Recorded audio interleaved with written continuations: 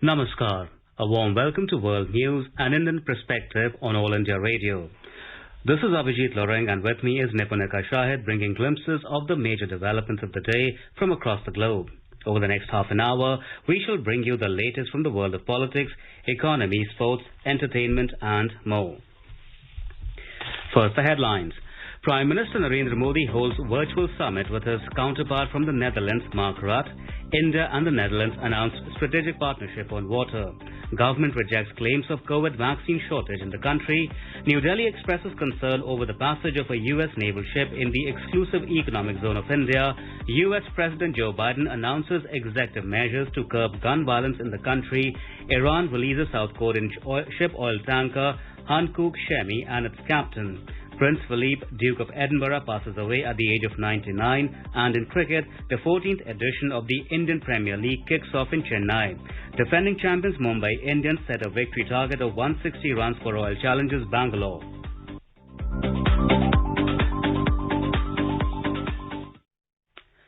As the number of COVID cases are on the rise again, we appeal to our listeners not to lower the guard, follow all the precautions, and all those above 45 years to get vaccinated without any hesitation. Stay safe and protected by following these 3 simple steps.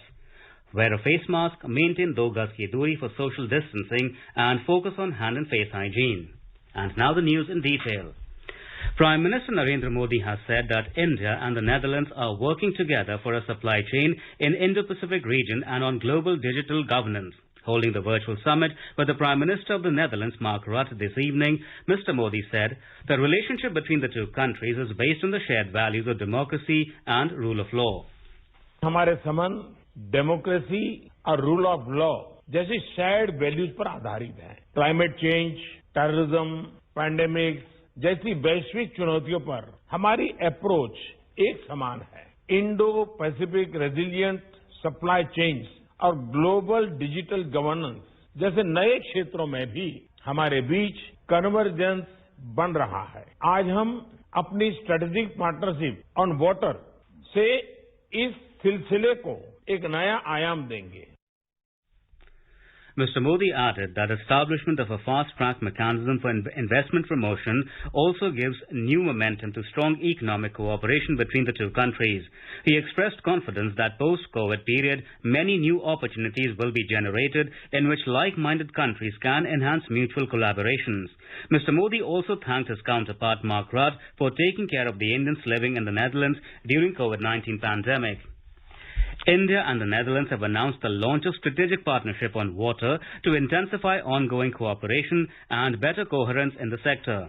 Addressing the media after the India-Netherlands virtual summit held between Prime Minister Narendra Modi and his Netherlands counterparts Mark Rutte, Joint Secretary in the External Affairs Ministry Sandeep Chakravarti said that both the leaders have agreed to elevate the joint working group on water to a ministerial level.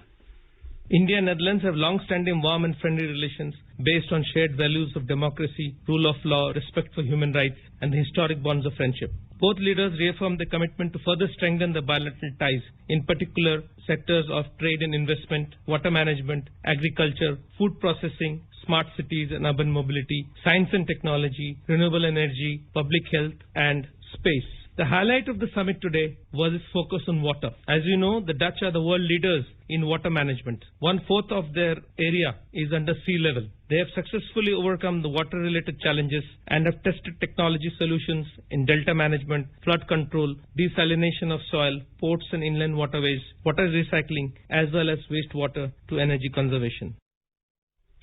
Both sides have announced the setting up of a fast-track mechanism to facilitate bilateral trade and to resolve issues of Dutch and Indian companies. To facilitate bilateral trade and to resolve issues of Dutch and Indian companies, both sides announced setting up of a fast-track mechanism between the 2 countries. For Dutch companies and investors in India, it will be set up in the DPIIT. And for Indian companies in Netherlands, the Netherlands Foreign Investment Agency will be responsible. The 2 leaders also discussed the ongoing collaboration in agriculture, urban development and space. They reiterated that commitment to successfully complete the establishment of centers of excellence sanctioned under the Indo-Dutch Joint Plan on Agriculture and demonstrated joint ambition to set up 25 more centers of excellence by the year 2025. Mr. Chakravarti said that the two leaders also discussed collaboration in the field of agriculture, urban development and space. Prime Minister Modi suggested setting up of a joint working group for the cooperation between the two nations in the field of millets. The two sides reaffirmed the convergence of the visions of Europe and India regarding the Indo-Pacific region.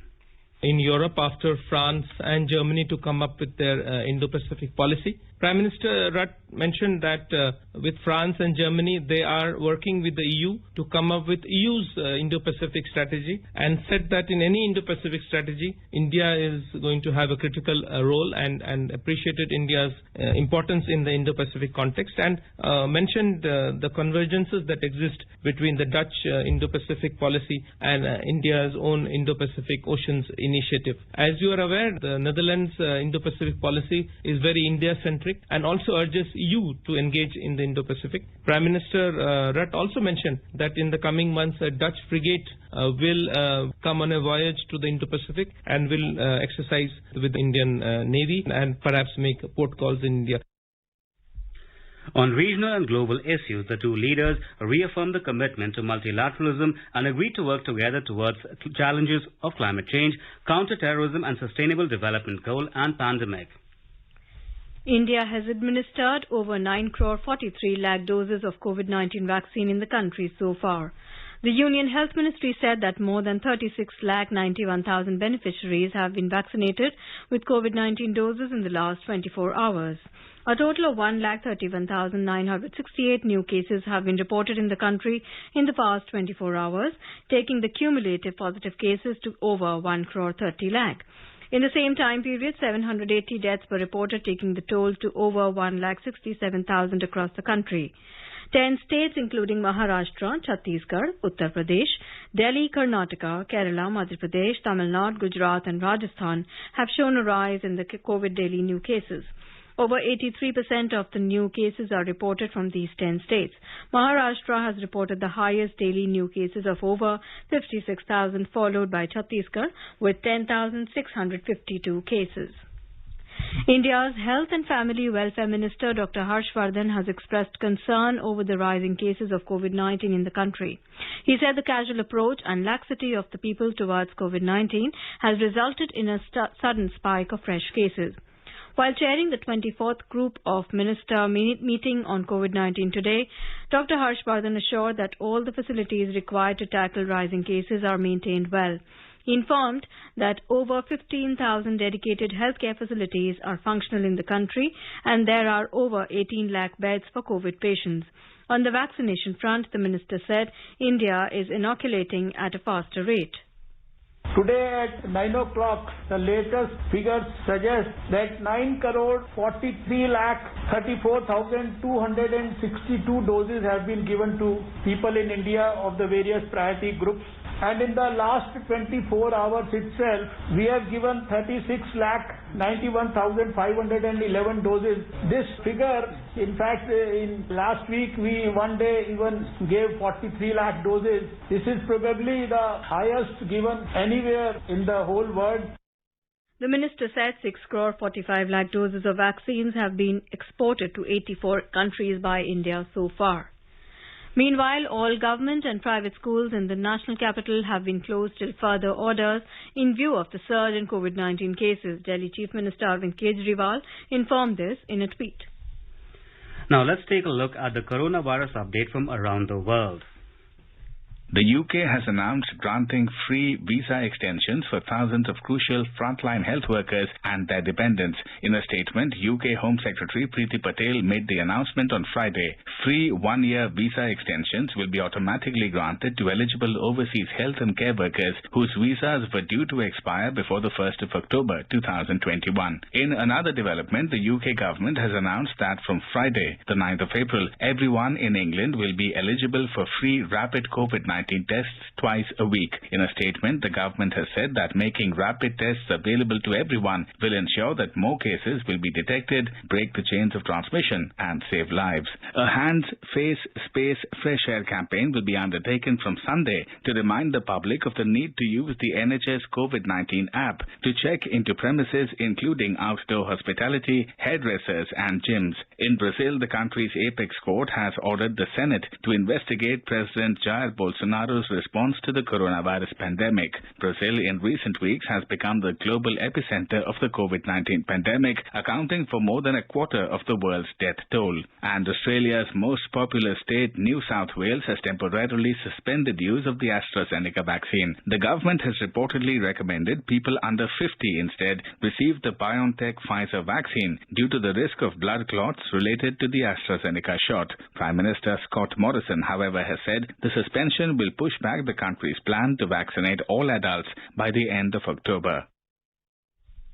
Bangladesh will be put under complete lockdown for a week from the 14th of April. Announcing the decision in Dhaka on Friday, the State Minister for Public Administration, Farhad Hussain, said that a hard lockdown will be implemented in the country, during which all government and private offices and factories will remain closed in order to control the spread of the coronavirus. Vehicles will not operate during the lockdown and people will be allowed to come out of their homes only in cases of emergency. Bangladesh announced a week-long lockdown on April 5. However, offices and factories were allowed to open during the lockdown. Initially, all transport services were suspended for a week, but on Wednesday, buses were permitted to operate within city limits in the country. Shops and malls were also allowed to open for 8 hours daily from Thursday till April 13, following protests from shopkeepers, ride-sharing service drivers and others in the country. Meanwhile, the COVID-19 cases continue to remain at a high level in the country. This is All India Radio giving you the world news. 3 steps to stay protected and stay safe from COVID-19. Wear face mask, 2 gaz ki duri to maintain social distancing, maintain hand and face hygiene. India has expressed concern over the passage of a U.S. naval ship in the exclusive economic zone of India. In a statement, the government of India said that the United Nations Convention on the Law of the Sea is that the convention does not authorize other states to carry out in the exclusive economic zone and on the continental shelf military exercises or maneuvers, in particular those involving the use of weapons or explosives without the consent of the coastal state.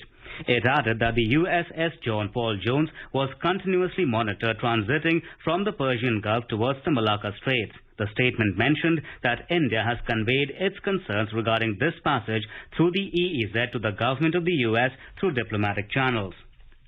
Iran has released the South Korean ship Hankook Shemi and its captain, the South Korean Foreign Ministry said on Friday. Iran's Foreign Ministry made the announcement in a statement. A report.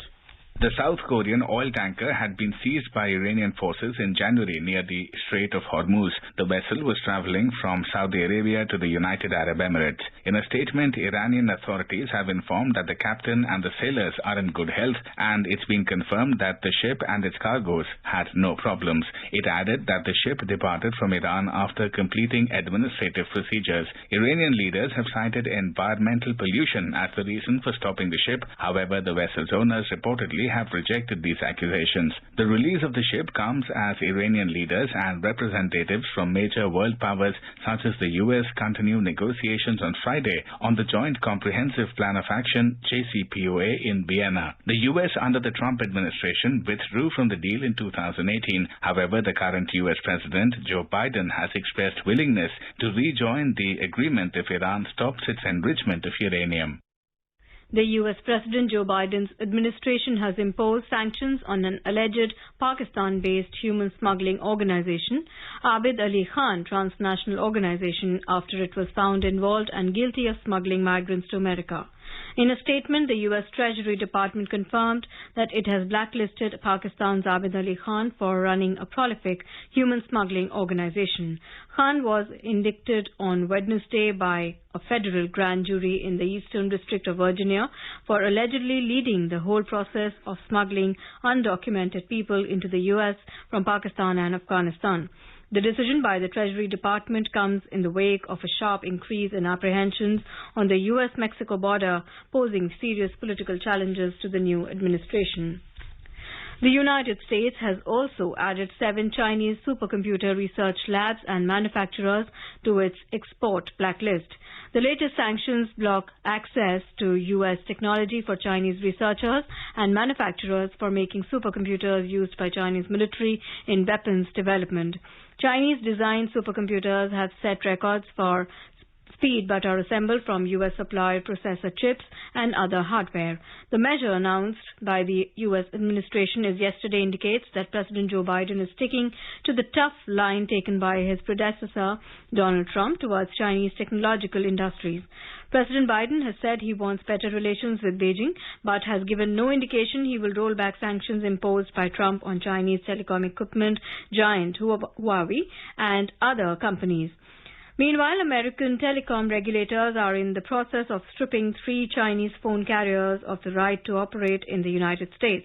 Former U.S. President Donald Trump also tried to force the Chinese owner of video service TikTok to sell its U.S. unit and issued an order barring Americans from investing in securities of companies deemed by the Pentagon to be linked to China's military. In the United States, a gunman killed 1 person and wounded at least 5 others at a cabinet manufacturing company in Bryan, Texas on Thursday. According to reports, the Bryan Police Chief Eric Busk said that the suspect has been identified as Larry Bolin of Grimes County, Texas, and the motive of the shooting was not yet known. Meanwhile, President of the U.S. Joe Biden has termed gun violence in the country as an epidemic and an international embarrassment. President Biden's remarks come as he tries to introduce gun violence prevention measures. A report.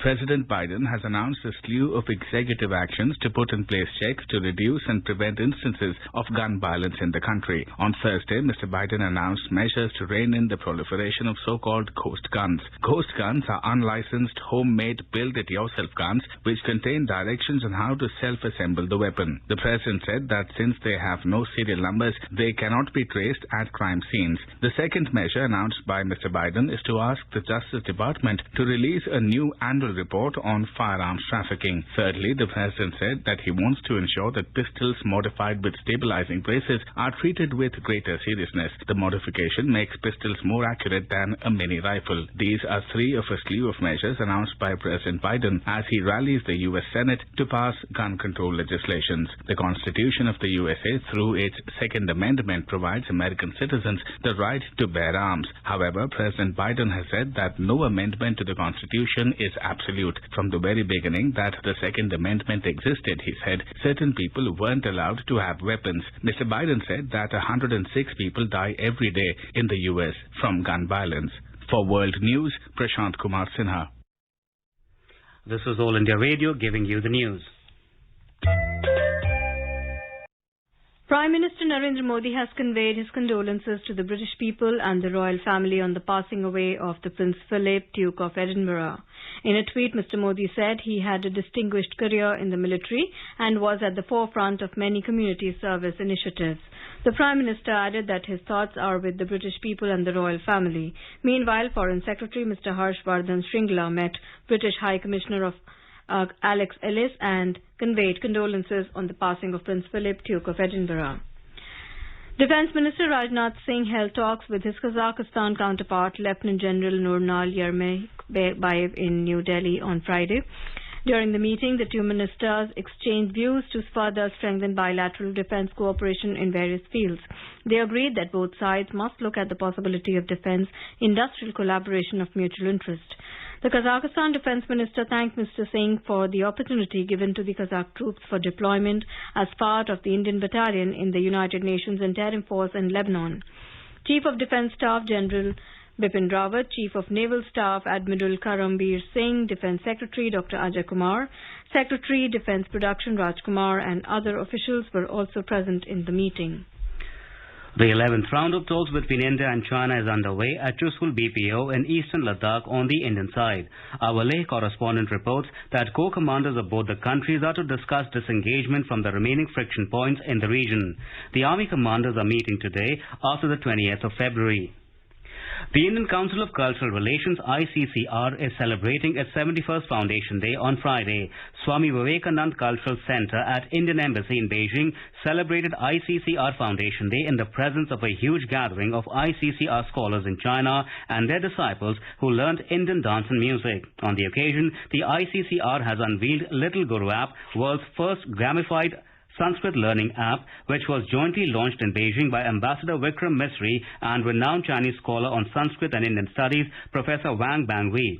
Many Sanskrit professors from Peking University and the students were also present. Our Beijing correspondent has filed this report.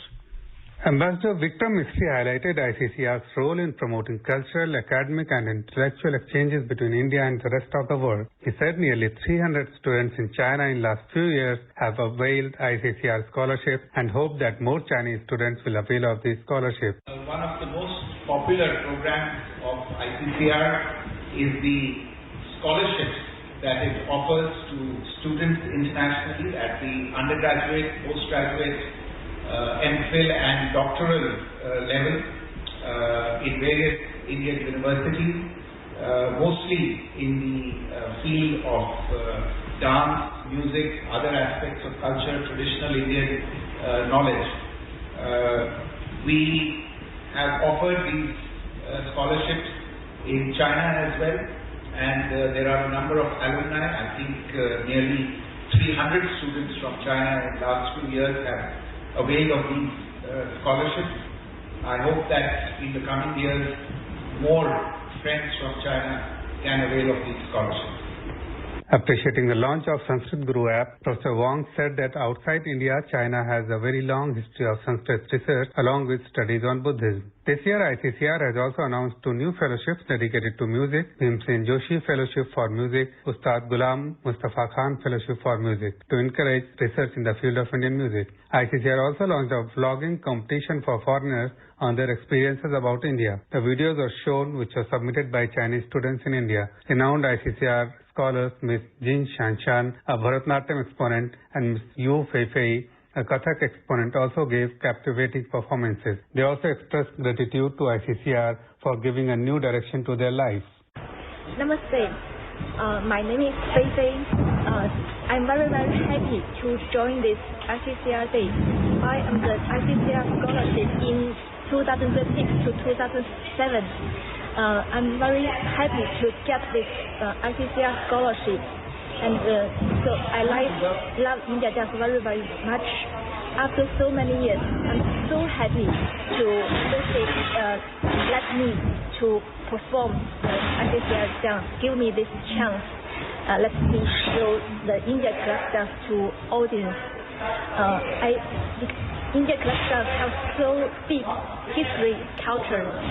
So I think I should learn, continue. Then slowly, I want to introduce through my dance to show more and more India classic dance and its beauty to audience. Namaskar.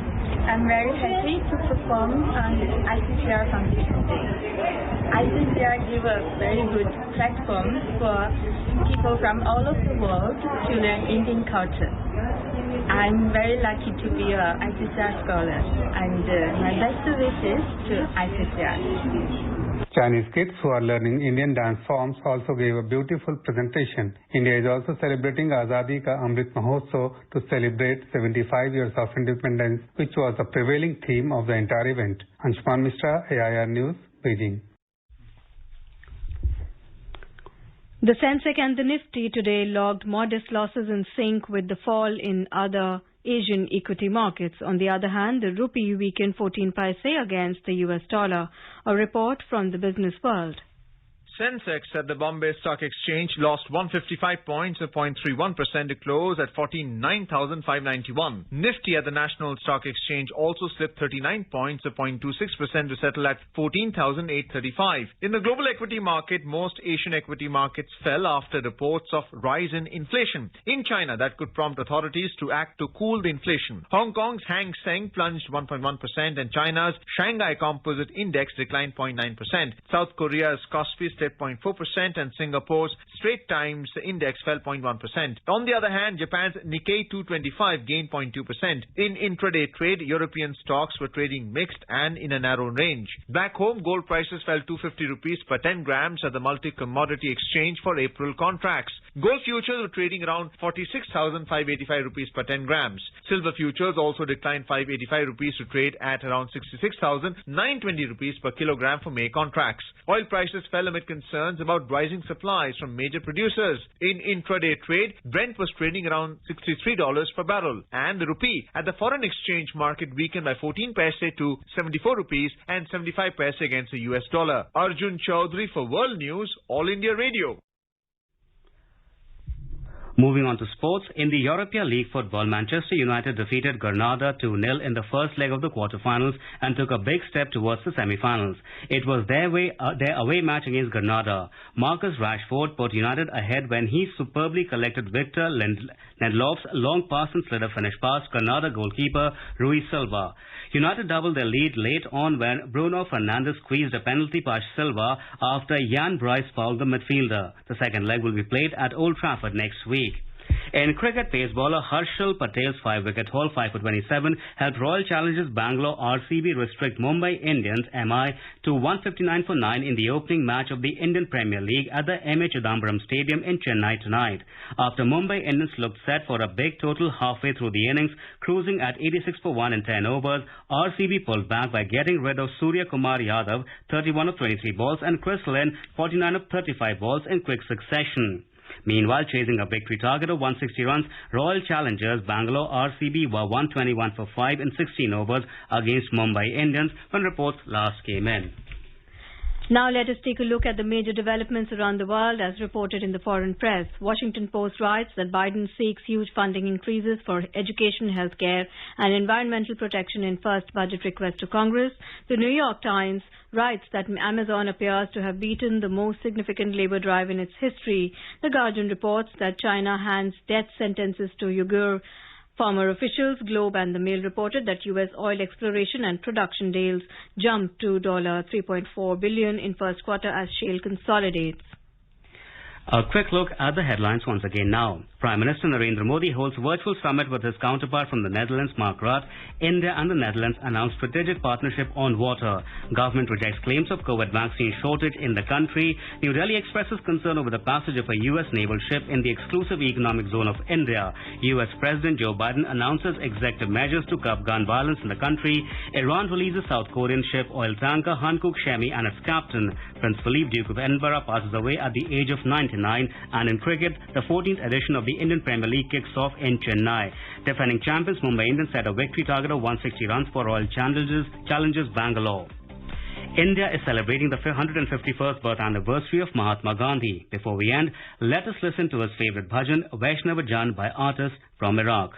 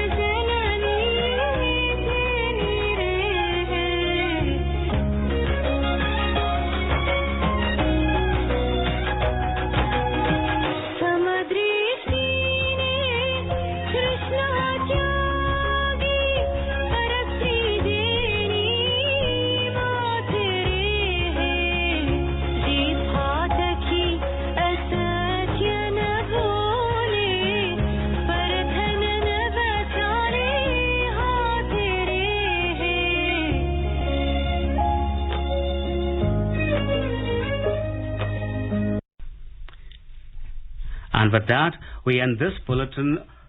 See you at the same time tomorrow with the next edition of the World News.